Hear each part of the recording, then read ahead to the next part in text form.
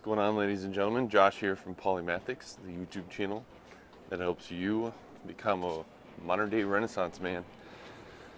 Today, in this video, we're going to, pardon me, I have something in my eye. We're going to talk about the hero's journey. In particular, we're going to discuss the return threshold stage.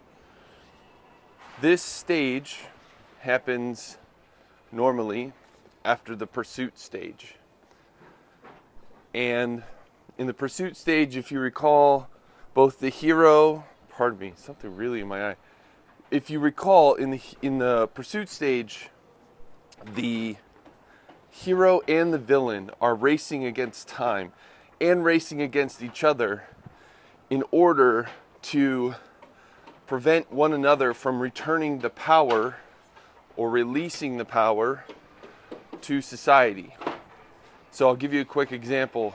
In Star Wars, Luke Skywalker plans to take the Death Star plans, which is the positive boon, and use them to destroy the Death Star.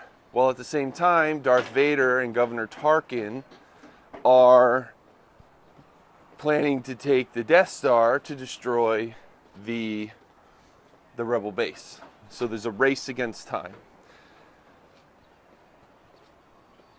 The way the return threshold works, it's supposed to up the stakes. It's supposed to create fear and maybe some anxiety in the audience, because what's going to happen is you're going to lose teammates, and they're going to have to, very similar to when the hero left the threshold and went on the road of trials, they're going to face some serious obstacles. Sometimes there'll be booby traps, sometimes there'll be,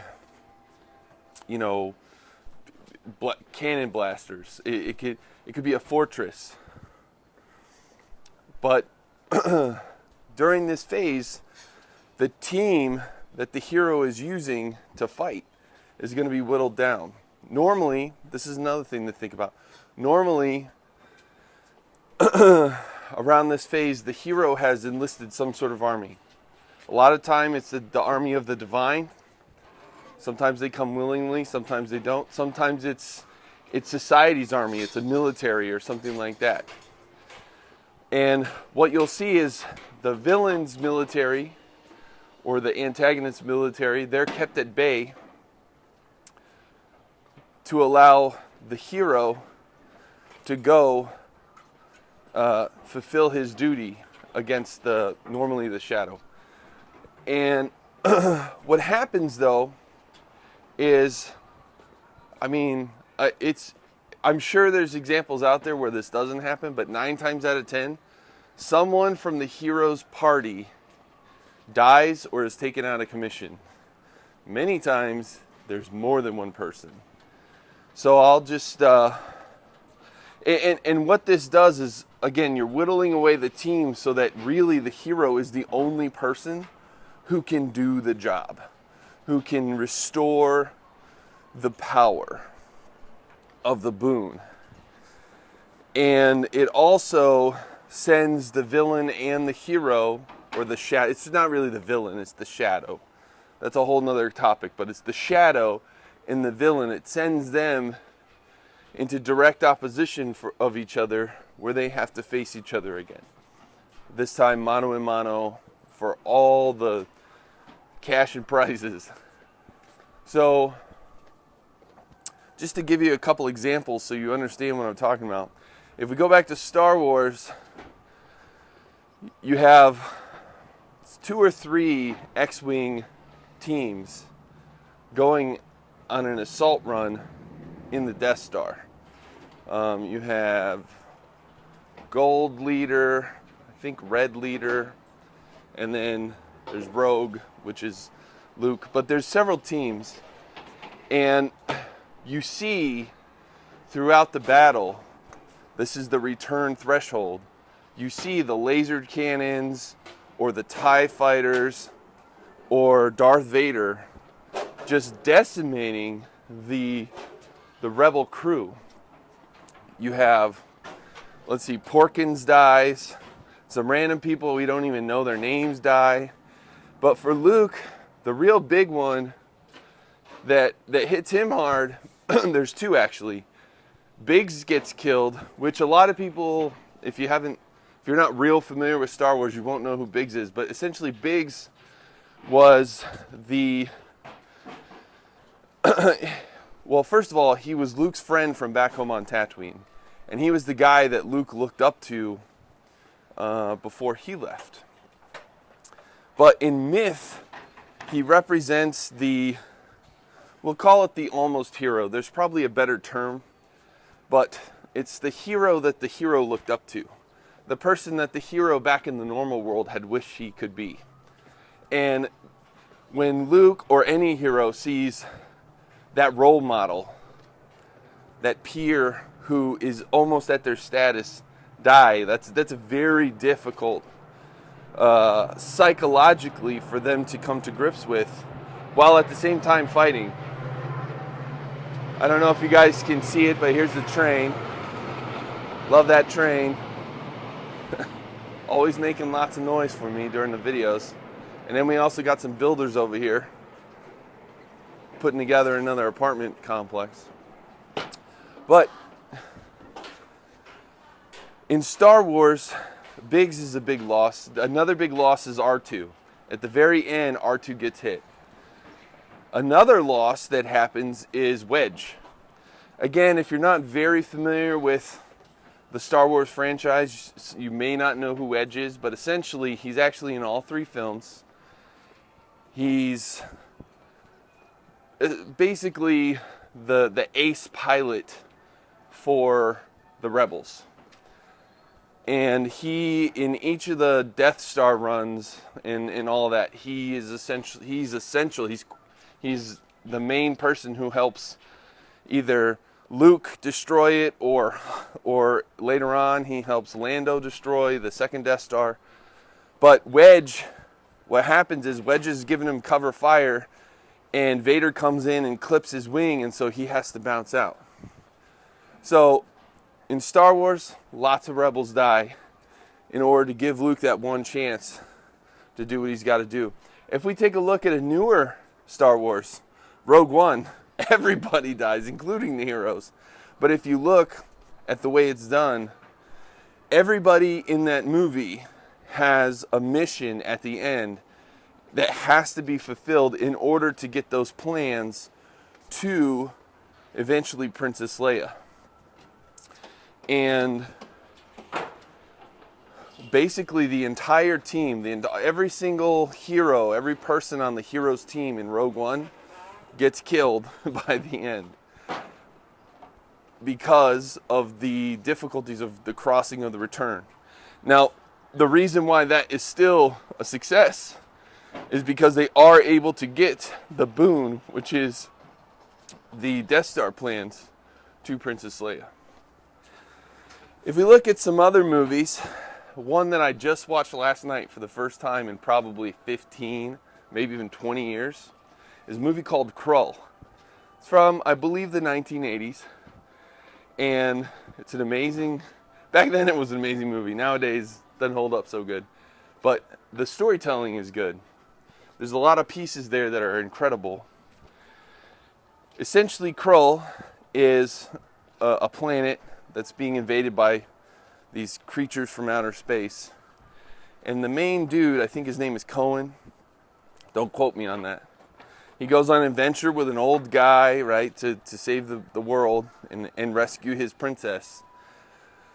But at the end, they get to the fortress of this evil creature.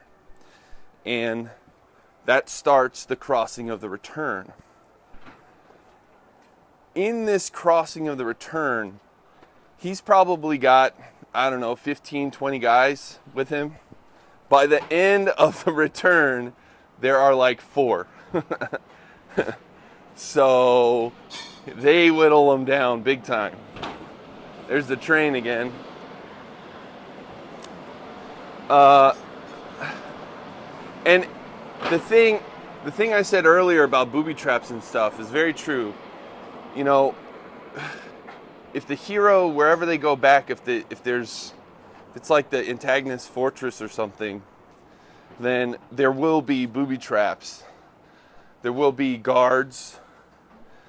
And for example, in this movie Krull, you have the Cyclops. He saves everybody, but then he gets crushed by a doorway.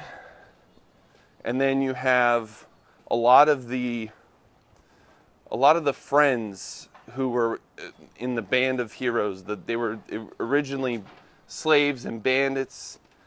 They get killed by guards. There's some booby traps where it's like spikes coming out of the walls, and it takes out a couple people. So in Krull, there's another, that's another example. Let's see. Oh, if you look at The Hobbit, in The Hobbit, particularly the War of the Five Armies, at the end, right before Thorin faces the White Orc, Azog, for the final battle, they have to go where there's going to be this ambush by goblins. And it's like these old abandoned ruins, and Thorin's two cousins, Fili and Kili, go with him, along with their big bruiser guy, who I forget his name. But they're all there, and again, this is the return threshold. This is right before he's about to fight the ultimate battle, and we have to whittle it down so that the hero is the only person who can do it. And what happens?